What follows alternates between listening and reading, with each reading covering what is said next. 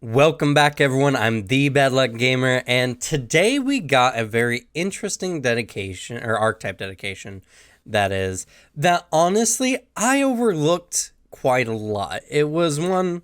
So, this archetype is definitely going to be one of the much more thematic and much more like adventure module designed archetypes. But when you scrape away the themes, it actually has a lot of really good mechanical benefits for your team. It's a very selfless dedication. And the narrative behind it is pretty good as well. Granted, it does touch on some rather heavy themes. And of course, I'm talking about the Bellflower Tiller dedication. Tiller dedication? Nope, just the Bellflower dedication in general. So the Bellflowers are an organization that predominantly works to free halflings from Chilaxian slavery. It has a very strong underground railroad style of narrative. It's a very, very weighty archetype dedication. Granted, it's all for an amazing cause, obviously.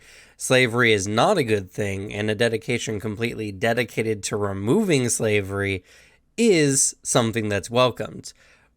Regardless of that, some of the themes can be a little too close to home, and I feel like when Paizo designed this archetype dedication in particular, they weren't really thinking about how some people might feel with a dedication like this. And I'm not going to dwell on it too much. In reality, a story about overcoming slavery is one to be promoted. Slavery has never been a good thing. It's been a thing that has existed since the dawn of mankind, and it's something that has to be overcome. Regardless, I just wanted to get that all kind of put out there, that I understand the weight and implications of it. Please be careful in your narratives not to press how this dedication works in any unsensitive ways. But before we get into the dedication, we will first of all ask that again, if you like this, please like this. If you enjoyed this video, please like this. There we go. That's a little less silly. And if you enjoy the content that we produce on this channel, please subscribe to see more. If you want to be up to date on everything that's going on, I have linked my Twitter down in the description. And if you want to join our community, where I have my Discord, you can join using the link down below. In my Discord, we talk all things tabletop. It's an ever-growing community. We're fastly getting close to 100 people in the Discord, which is pretty exciting. And not only that, but whenever I recruit for any of my games, I always recruit from my Discord first. So if you want the chance to play with me and my friends, you can check us out down below.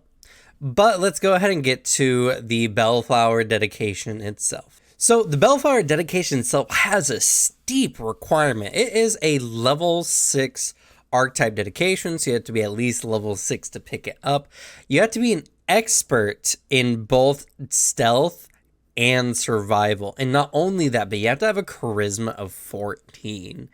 Now, based on what you have to do, it makes a lot of sense. I personally think that's way too high of a cost, especially for a dedication like this. So I highly recommend that any GMs please lower the requirements, or at the very least remove the charisma requirement altogether. It's not hard to get a 14 charisma, but these requirements are set based on what the role should have in the world, and not based on any kind of balancing purposes, because I'll tell you, the Bellflower dedication and all doesn't really give anything too much, though it does give something that is actually quite interesting. So even just taking the dedication, you get a 5-foot status bonus to your speed flat out. It's not even status bonus, I apologize. No, yeah, it is status bonus to your speed, which is pretty good. Not many things give an actual status bonus to speed, and having that constantly is really, really solid. It's very good for some classes, not all classes. So there you already have kind of a sticking point, because some classes like the swashbuckler, for instance, get status bonuses with their panache. So it can be a little bit off-putting and not desirable for some classes. But some of the other benefits of this dedication more than make up for it. For instance, you pick a crop. A crop is essentially a Bellflower name for those that they intend to move to another location. It has a different meaning most of the time, but for your group, your crop is essentially up to 6 allies that you can dedicate, or that you designate to get bonuses that will come up later in the dedication. But in the meantime, those allies can use your overland speed if it is higher than them. So even if you're a class that can't benefit from the +5 status bonus fee increase, your group can at least keep up with you if you have a much higher speed, which is actually pretty desirable overall. Now, they only get these benefits as long as they remain within 60 feet of you, but 60 feet is a massive distance, and it's something that's definitely easy to accomplish more often than not. And not only that, but you can remove or add a person to your crop up to that 6 by spending 10 minutes of conversation to do so. It's a very requirement-heavy thing.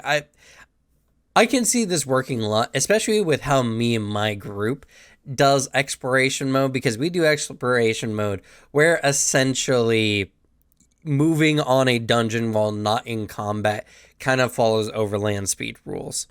So this could actually be pretty handy, but this is a bit of a different one for a lot of other kinds of people and a lot of other kinds of games.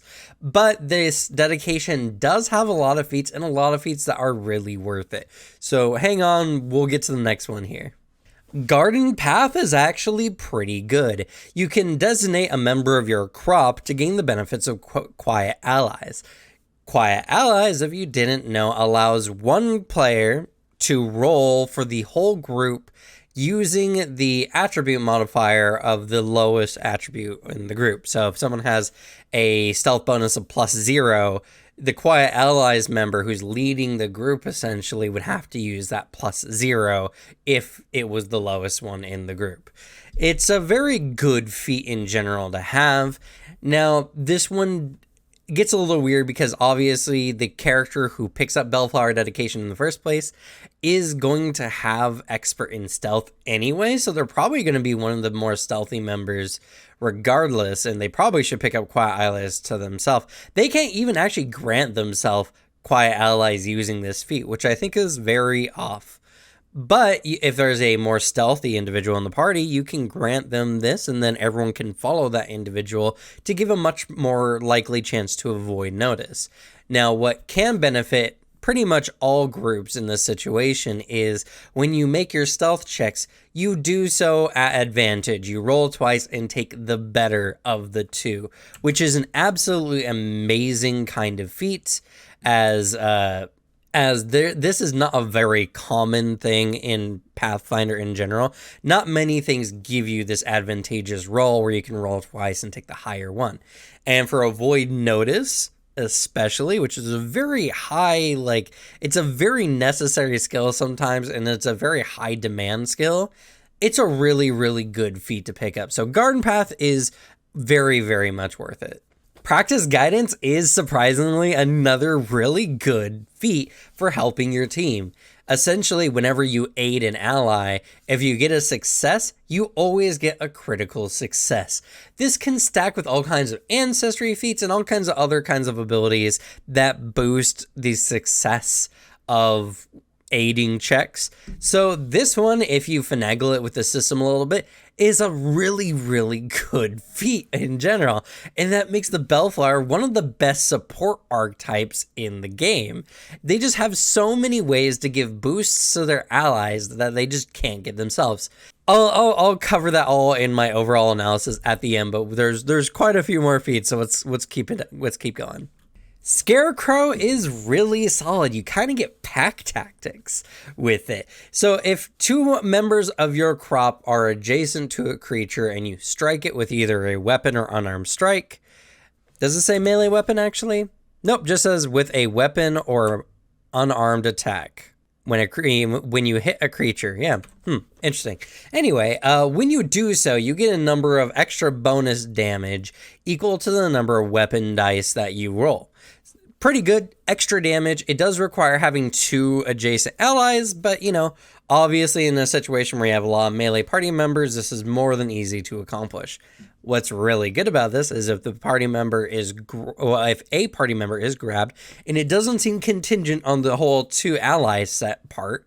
If an ally is grabbed and they've been marked as a member of your crop, which you absolutely should, because why not? 6 party members is if you're running more than 7 people in a game, you got some other problems, I'm sure. But if your party member is grabbed and you successfully strike the creature, they can immediately attempt to escape as a reaction. That's really good too. This means that it's really easy to allow your allies to escape from a really bad situation. Again, this is another really good feat and a really good support feat, but let's keep the ball rolling. Tiller's Aid is amazing. It allows you to essentially use the aid reaction even if you didn't use any actions to prepare to do so. This is really good. It makes aid if you're not using your reaction, there's no reason why you should not be aiding an ally in a variety of ways when it comes to things. You can aid allies to attack enemies. There's a lot of things you can actually use the aid action for. I would look into it because there's definitely a lot of ways, even in combat. This feat in particular is really good for.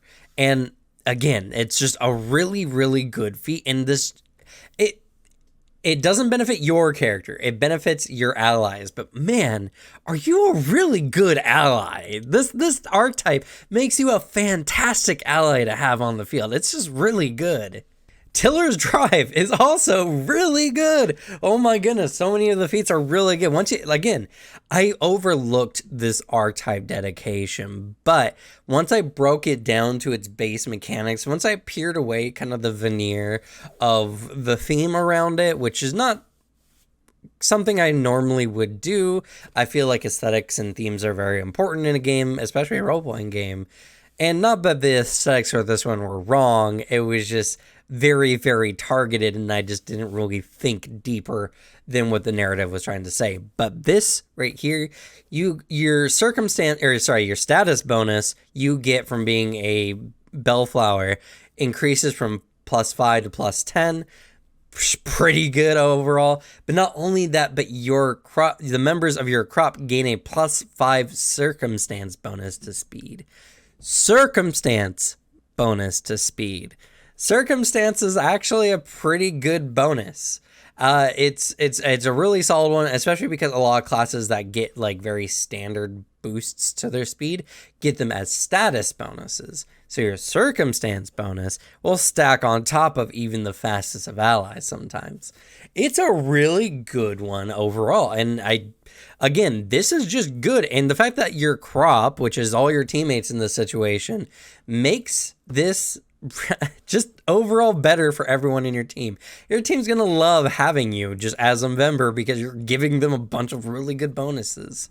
Cut the Bonds is amazing, but really, really confusing.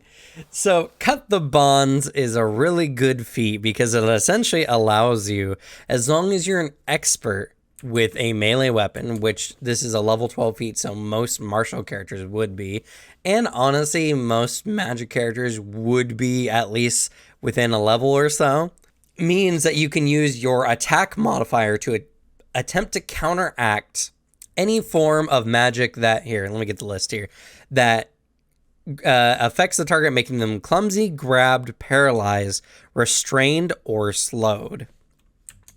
Those are some really nasty conditions to have. And you can use essentially magically cut, like with a weapon, you just cut off the spell and attempt to counteract it using your physical abilities. Your physical abilities, a fighter with this would have an amazing ability to remove certain magical effects. Now, this can only be used. Oh no, this can be. I thought I had I thought like balance wise, it had to have some kind of time restriction, like can be used only once per minute or once per 10 minutes or something. No, you can use this whenever. Though, if you fail to counteract a check that targets, so your ally, because it has to be a member of your crop, that ally becomes immune to your cut the bonds ability for 24 hours, which is rough. But for a class that normally doesn't get the ability to counteract magical effects, it's actually pretty good. And not only that, but because there's no actual time restriction, you can do this once per party member in a day. It's really good. This is such a good feat. And so this is why I think the Bellflower dedication has such a high door to entry in general. A lot of the feats are really good. Getting bonuses to your speed, to your ally speed are very strong boons. Being able to use aid as a reaction without any preparatory actions is really good. The fact that if you aid, the fact that when you succeed in an aid check, it becomes a critical automatically is really good. Your character does not benefit from being a Bellflower, really. Status bonuses, speed, yeah, sure. That's something that a lot of classes don't get, and that can be kind of worth it in a sense, especially because this can stack with things like Fleet, because Fleet doesn't actually have a particular bonus type. But if you're playing a very combat-heavy character or a combat-heavy game, this doesn't help you. But it does help your allies. Scarecrow can add to your damage a little bit, but it's mostly used to remove allies who've been grabbed. Aiding allies in combat is something that mostly aids your allies at the cost of one of your reactions. The Bellflower archetype dedication is the best dedication when it comes to support. I cannot imagine another dedication that's just this genuinely good at supporting allies in general. It's very solid, and I don't even think I missed anything. I feel like I did, but a lot of the feats are just very simple and straight to the point, and they're just all really big boons. So that is the Bellflower dedication as a whole. It's a dedication where it has a very high barrier to entry. But once you do, you get benefit after benefit. As you're leveling up, you're getting more and more really good feats to pick up to help your allies. This is not a bad dedication by any means, and legitimately, I think that most characters should pick up the Bellflower dedication if they're playing a very supporting role. I think this is just one of the best. It's really hard to argue as far as support is concerned anyway. I'm not saying it's the best archetype dedication in general. And honestly, on my list of like tier list for archetype dedications, Bellflower is probably going to be pretty middle of the road, honestly. It's got some really good things, but it doesn't necessarily help you. It's very thematic, but it's very thematic for a very particular thing. And it's hard to make flexible for some stories. But I'm sure you could do it. There's a lot of things that make this dedication very fun and very interesting. It's just you got to be more or less ready for some of the implications that come with it. But that's going to be it for me for this video. I hope you all enjoyed. I hope I changed some of your opinions on the Bellflower dedication. If I did, you know what? Hit that like button or subscribe. I think I've earned it on this one, because this is a really good archetype dedication that I have picked up the literal needle in a haystack. This one is actually way better than people give it credit for, and I think this should be a lot more of a common feat in games. So I think I've earned my keep on this one. But with that, we're gonna go ahead and say goodbye. Thank you all so much for watching. Good luck with your games. Leave the bad luck to me, and I'll see you all next time. Bye.